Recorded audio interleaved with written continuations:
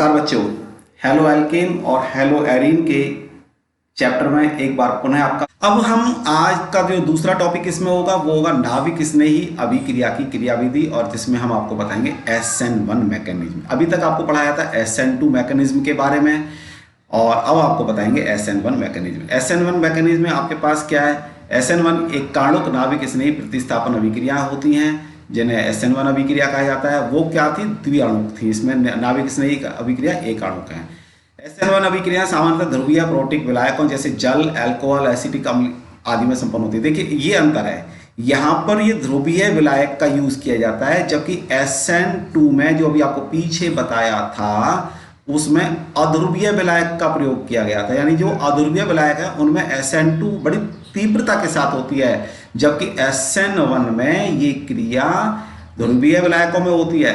तृतीयक butyl bromide और potassium hydroxide के जलीय विलयन के मध्य अभिक्रिया तृतीयक ब्यूटिल अल्कोहल देती है, और अभिक्रिया का वेग केवल एक अभिकारक की सांद्रता पर निर्भर करता है। ध्यान देने की बात है, यहाँ पर अभिक्रिया का वेग केवल एक अभिकारक की सांद्रता पर निर्भर करता है। पॉइंट इसको नोट कर लीजिए कि यह जो अभिक्रिया का वेग होता है किसमें? SN1 में। SN1 में अभिक्रिया का वेग केवल एक अभिकारक की सांद्रता पर निर्भर करता है।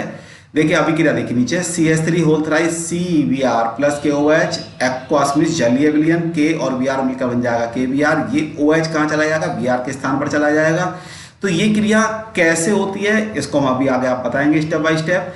तो पहले स्टेप में और दूसरे स्टेप में ये क्रिया कैसे पूर्ण होती है? देखिए ये हमारे पास एल्काइल ग्रुप है और ये लीविंग ग्रुप है, यानी यहाँ से जो न्यूक्लियोफाइल हटने वाला है। तो सबसे पहले क्या होगा, ये लीविंग जो न्यूक्लियोफाइल जो होता है ये ऋणावेशित कण होता है, और आपके पास जो एल्काइल ग्रुप है पॉजिटिव है। ये यहाँ से न्यूक्लियोफाइल हट गया और दूसरा न्यूक्लियोफाइल यहाँ पर लग गया। तो इस तरह से ये दो स्टेप में पूरी होगी क्रिया। इसमें और पहले में क्या अंतर है? वो केवल एक स्टेप में हो रही थी, उसमें बीच में संक्रमण अवस्था बनी थी। यहाँ पर संक्रमण अवस्था नहीं बन रही है। यहाँ पर क्या होता है कि पहले एल्काइल हैलाइड का ब्रेकिंग हो रहा है, दूसरी तरफ से एक न्यूक्लियोफाइल इसमें अटैक कर रहा है। तो ये दो स्टेप में हो रही है, पहली वाली अभिक्रिया केवल एक स्टेप में हो रही थी। तो ये आपके पास है। इसकी क्रियाविधि कैसे होगी? क्रियाविधि के लिए क्या होगा? SN1 क्रिया दो पदों में संपन्न होती है। ये पॉइंट नोट करिए दोबारा से, SN1 क्रिया दो पदों में संपन्न होती है, जबकि SN2 कितने में होती थी? एक पद में। इसमें क्या होता है? SN1 में पहला पद धीमा और उत्क्रमणीय होता है, दूसरा पद तीव्र और अनुत्क्रमणीय होता है। पहले पद में ध्रुवीय कार्बन हैलोजन आवंत का धीमा विदलन यानी स्लो डिसोसिएशन, विखंडन, हम कहते हैं कि बॉन्ड का टूटना, जिसे हम कहते हैं कि बॉन्ड टूट रहा है यहाँ से, वो कैसा होता है? धीमा, एक जिसमें एक कार्बोकैटायन बनेगा और एक ब्रोमाइड आयन बनेगा जो न्यूक्लियोफाइल होगा। कैसे? देखिए ये आपके पास है CH3 होल थ्राइस CBr, आपके टर्सरी ब्यूटाइल ब्रोमाइड का एग्जाम्पल है। इसमें क्या होगा? प्रथम स्टेप में ये कार्बोकैटायन जो ग्रीन कलर का जो Br दिखाया ना, ये तो न्यूक्लियोफाइल अलग हट गया और ये पूरा कार्बोकैटायन बन गया, टर्सरी ब्यूटिल कार्बोकैटायन बन गया आपके पास। तो अब क्या होगा?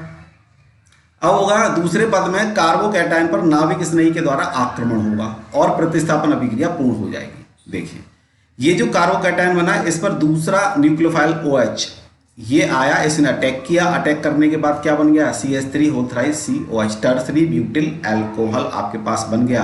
अभिक्रिया पूर्ण हो गई। अंतर क्या रहा कि पहले वाले में जो आपके पास टर्सरी ब्यूटिल ब्रोमाइड था वो ब्रेक हो गया, और दूसरे वाले पद में जो कार्बोकैटायन बना इस पर न्यूक्लियोफाइल ने अटैक किया, और अटैक करने के बाद ये इससे लिंक हो गया। लिंक होने से ये उत्पाद में कन्वर्ट हो गया। तो दो स्टेप हो गए, पहला आपके पास स्लो हो गया। तो ये आपके पास इसकी मैकेनिज्म है। तो मंद पद में क्रियाकारक का एक अणु भाग लेता है, अतः यह प्रथम कोटि की अभिक्रिया है। ये बहुविकल्पी प्रश्न है, याद कर लीजिए। SN1 अभिक्रिया में मंद पद में क्रियाकारक का एक अणु भाग लेता है, अतः यह क्रिया कौन सी कोटि की है? प्रथम कोटि की, फर्स्ट ऑर्डर रिएक्शन है। यानी इसकी दर अभिकारक अणु की सांद्रता की प्रथम घात के अनुक्रमानुपाती होगी। अभिक्रिया की दर सबसे मंद पद पर निर्भर है, अतः अभिक्रिया का वेग केवल एल्किल हैलाइड की सांद्रता पर निर्भर करता है, न कि हाइड्रोक्साइड आयन पर। यह विशेष ध्यान का है क्योंकि फर्स्ट ऑर्डर रिएक्शन है ये।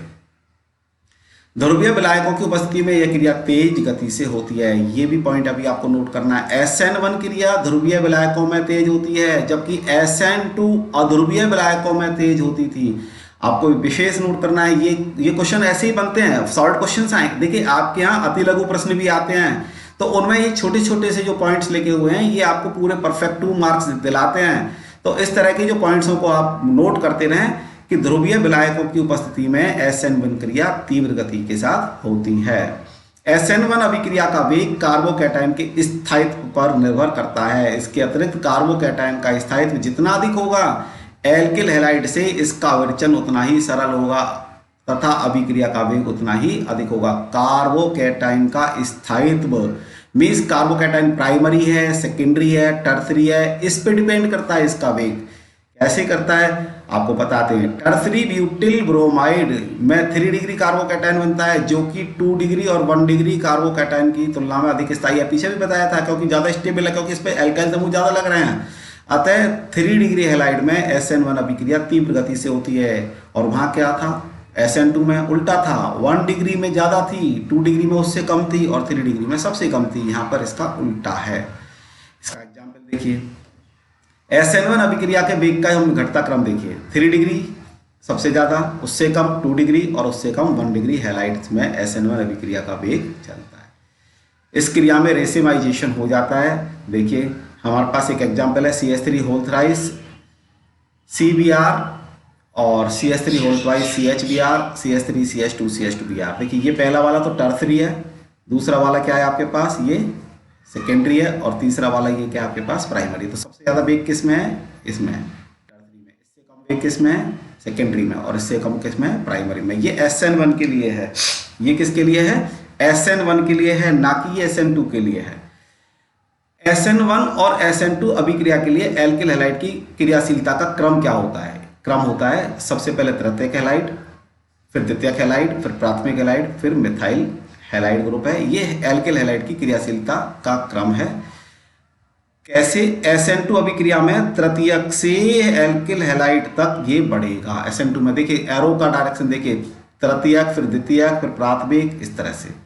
और यदि हम SN2 की बात करते हैं, SN1 की बात करते हैं, तो देखिए इसका रिवर्स हो गया।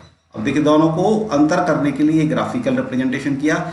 हम चलेंगे टर्सरी, सेकेंडरी, प्राइमरी से लेके मिथाइल ग्रुप तक, तो इधर SN2 बढ़ेगी, SN2 की रेट बढ़ेगी, और इधर को SN1 की।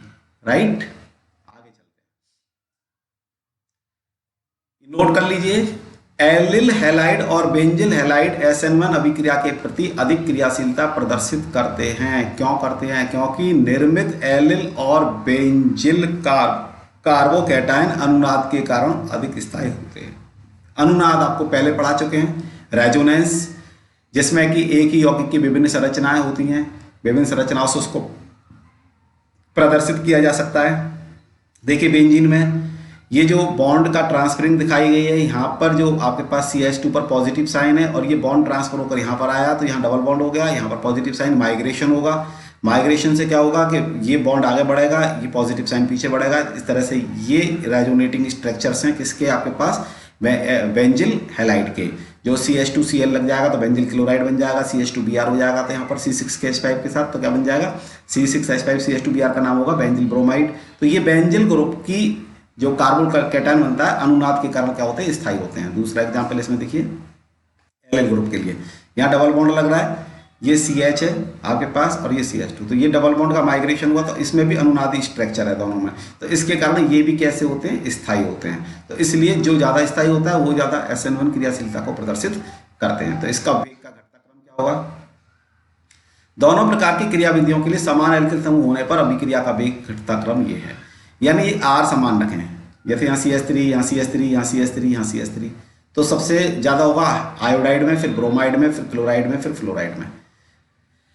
बेंजिल हैलाइड में सबसे ज़्यादा, फिर एलिल हैलाइड में उससे कम, टर्सरी में, फिर सेकेंडरी में, और फिर 1 डिग्री हैलाइड में। ये नीचे वाला जो आपको बॉक्स बनाया हुआ है, इसको बिल्कुल नोट कर लीजिए, ये 1 मार्क क्वेश्चन है आपके पास।